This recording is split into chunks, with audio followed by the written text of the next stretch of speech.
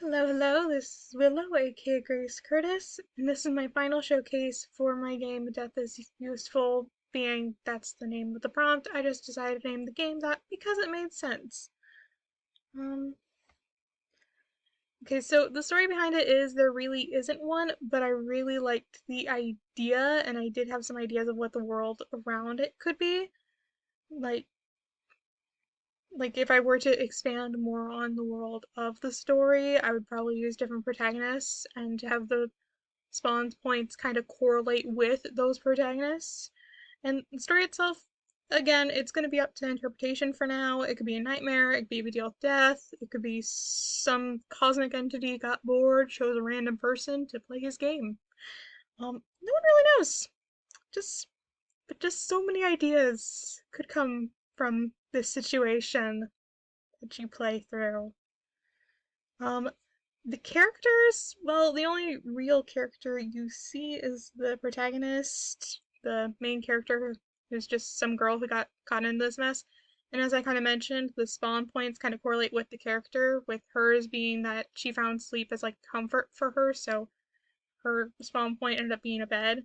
And again, if I were to continue on, maybe another protagonist could be someone who likes to drive, so their spawn point would be a car, or if they're a bookworm who likes to sit in the corner and read all the time, totally not self-inserting here, um, theirs might be a book. Um, and the only other kind of thing character would be probably Eyes, but we don't need to talk about them. They're just there. They're just minding their own business. We don't have to worry about them. Um, so for the gameplay, I kind of just did normal start, help, leaderboard, all that pretty self-explanatory stuff. When you start the game, you start next to the bed, which again is the spawn point on a platform, and then there's a pit below you that if you fall into, you die. And you have to go around each of the different levels and touch the torches to light them. And then if you die, then instead of respawning next to the old bed, you respawn at the next spawn point, which continues on. Then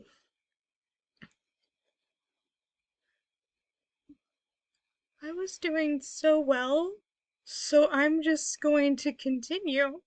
This is my fifth take. Continuing. Okay. So each of the different levels kind of continues. First one, no floor. Second one, there is a floor, but you have to worry about spikes.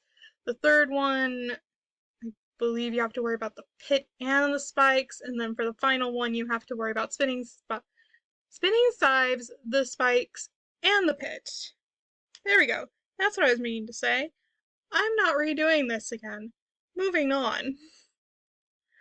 Okay, so this game was originally just going to be for me practicing because I wanted to figure out if it was even possible to do that respawn thing.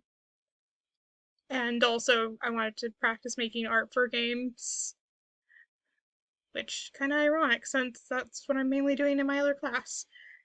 Anyway, so if I were to market this to someone, it would probably be people who are a fan of like the horror platformers that most of the examples I know of are just some fan-made games, whether it be the mods for Mario, like the Call of Cthulhu one I showed down there, or the Luna game, which was just some fan My Little Pony game that threw in some horror for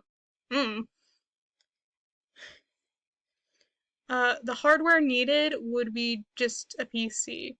And before I go on to the demo part of this, I do feel like I need to mention the wonderfulness that happened over Thanksgiving. It broke. I brought my computer to my grandparents, hoping, yeah, I can finish this. I can continue working on it while I'm here. I didn't work.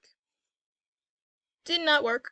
Um, so I ended up having a moving file bug. Don't, don't know how that happened. When I kept on pressing retry to try again, it just kept on looping back around. Had to force quit. Got the fatal error quite a few times, and it stopped working. Uh, and I kind of mentioned in this that it occasionally worked. I found out that if I turned off my whole entire computer, wait a few minutes, and turn it back on again, then I can re-access it. But if I ever try to playtest it, the same thing happens every time. But at least I got a version of it working for the demo. Like, for one of the times, I was able just to comment out all of the new code I added before submitting it the first time, so that way it can work again for the demo. But I lost a bit of progress. Not a whole lot of progress, but it still hurts. Anyway, time for the demo. Da, da, da, da, da. Is it loading or is my computer gonna be slow and dumb? Hello? Eh, eh, hello? It's thinking, I think. I think maybe. Are you gonna hello?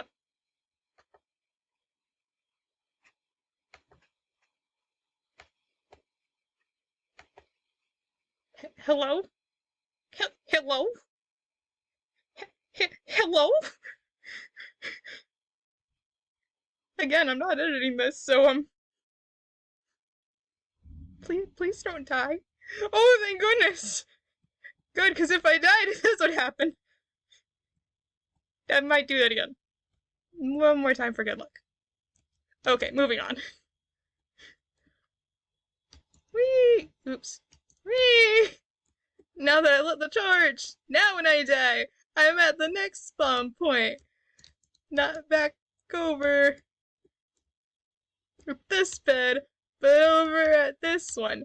I made it so that you could skip it if you wanted to, but why would you do that when your score is kept by how long it takes you? The shorter the time, the higher the score. So you wanna die. And that's gonna be it for the game thing, because that was just my favorite part, is just it worked. That and this. Not this. But also this, because it's fun. Oh, and you can't relight the same one again to end up someplace new. Like, if I were to go back and light the other one, I'm still end up here. I can't move on until the certain one has been pressed.